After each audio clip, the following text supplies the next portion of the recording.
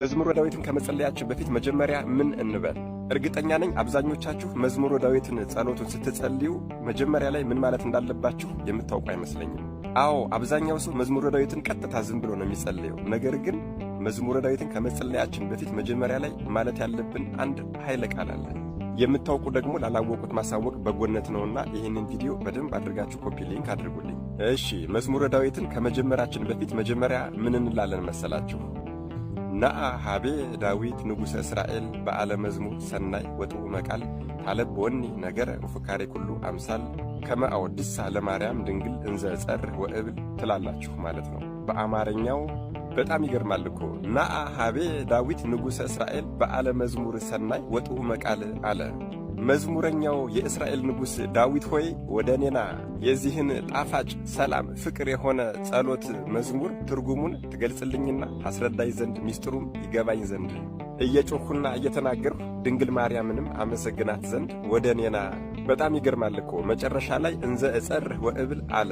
አዎ እንደዚህ እያልሁ አመሰግን ዘንድ እንደማለት ነው። ልክ ይህንን ካልን በኋላ ቀጥታ መዝሙረ ዳዊትን እንጀምራለን ማለት ነው።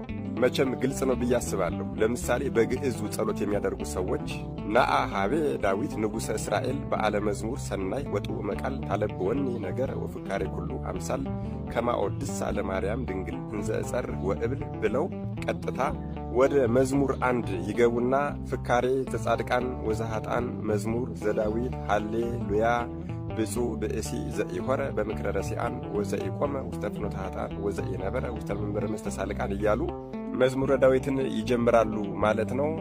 በአማርኛ መዝሙረ ዳዊትን የሚጸልዩ ሰዎች ደግሞ መዝሙረኛው የእስራኤል ንጉሥ ዳዊት ሆይ ወደ እኔና ጥዑም የሆነው ጣፋጭ የሆነው ፍቅር የሆነው መዝሙርህ ሚስጥሩ እንዲገለጽልኝ ትርጉሙ እንዲገባኝ ታተጋኝና ታበረታይ ዘንድ እየጮኽና እየተናገርሁ ድንግል ማርያምንም አመሰግናት ዘንድ ወደ እኔና ጸሎቴንም እንዲህ እያልኩ ጀምራለሁ በማለት ቀጥታ ወደ መዝሙር 1 ገብታችሁ ጸሎታችሁን ትጀምራላችሁ ማለት ነው።